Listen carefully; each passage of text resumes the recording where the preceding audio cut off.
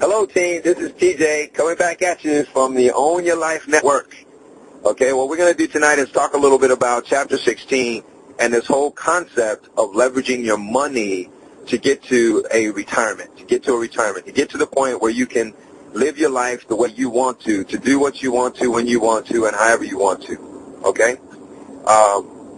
Leveraging your money to get there. So what we're going to do today is focus on Chapter 16, and I want to kind of refer you back to that chart in the back of Chapter 16 called Are You Secure in Your Retirement? Are you secure in your retirement? And we're going to use that chart to talk through a couple things that I think is really important to talk through here in this chapter, okay? I want to start off with this question. How many of you believe that in order to do something different, to achieve something different in your life, that you have to learn something different? Okay?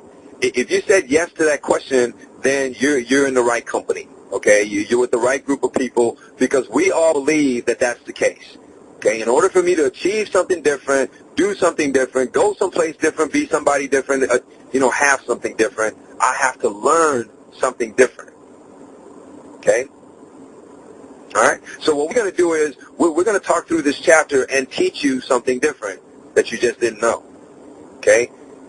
But first, in order to understand, the power of this new knowledge that we're going to give you, is you have to first understand, why leveraging your money, while it is a good thing, every one of us should be doing that, okay?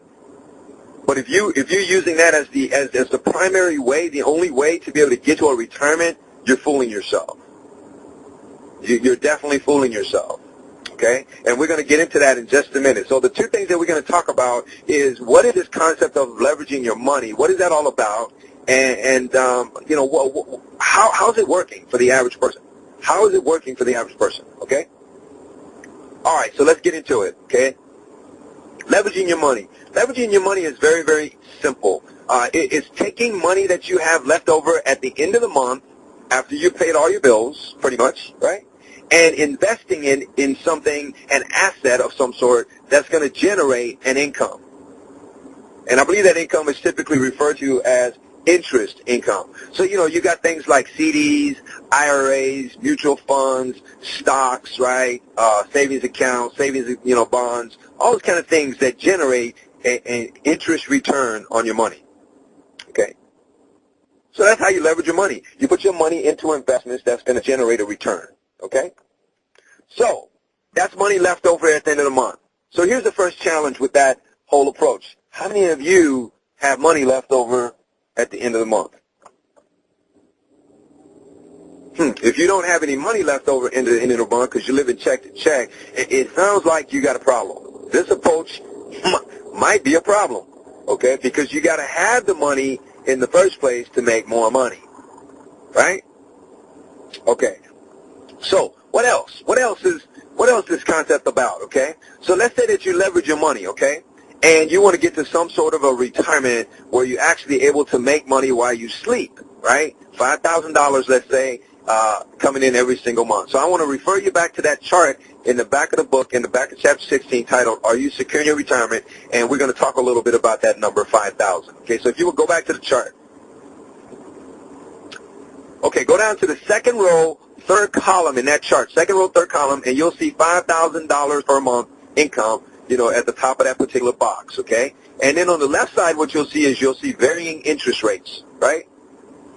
And then on the right side of that, you'll see the total amount needed to be invested, right? Total amount needed to be invested in order to be able to live on $5,000 per month coming in, okay?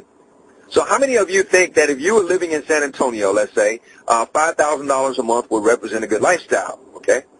Especially if you didn't have a house payment because your house is paid off, right? Every term is 60, 65. You should have a house paid off by then, right?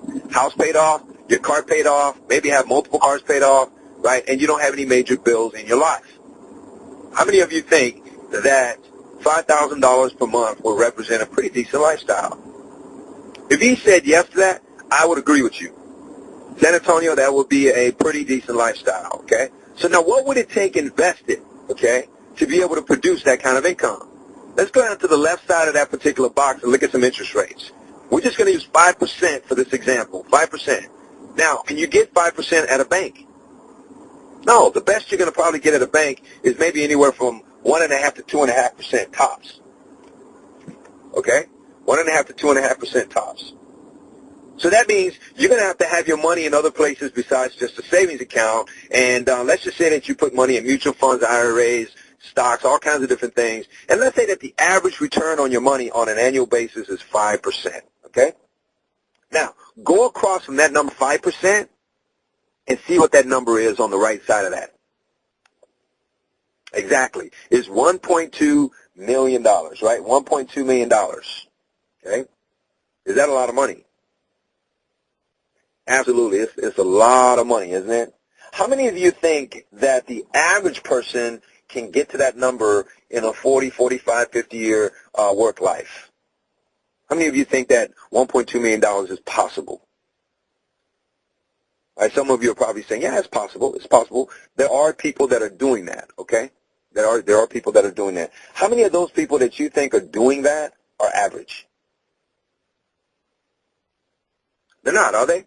Some of those people are CEOs, or high-ranking officers, people in companies, et cetera, right? Okay? So, yeah, so you got some people that are doing that, okay? Now, how many of you think that 1.2 million is likely for the average person? That's a different question. Yeah, it's not likely, is it? Absolutely not. It's not likely. So here's a question for you. Why in the world would you spend 40 to 45 years of your life, 50 years of your life pursuing something that is not likely? It's a good question to think about, isn't it? Absolutely. Okay. So now let's go on to the next part of this, which is let's take a look at, okay, why is it so difficult for people to be able to save and amass $1.2 million in a lifetime? Why is it so difficult? Well, there's several reasons why. And we talked about one thing earlier, which is if you don't make the money in the first place, if you don't have the money in the first place, how do you save it? If you're living check to check, what do you have to save? Nothing, right? So that means if you don't put anything in, how do you get to $1.2 million? You don't. You don't, exactly. All right? So that's why $1.2 million that's one of the reasons why it's difficult to get to that number. What's another reason why people have such a difficult time with the $1.2 million figure? There's another reason why. It's called life, right? Life gets in the way. How many of you have ever had a tire blow out on you? Or you had a flat tire?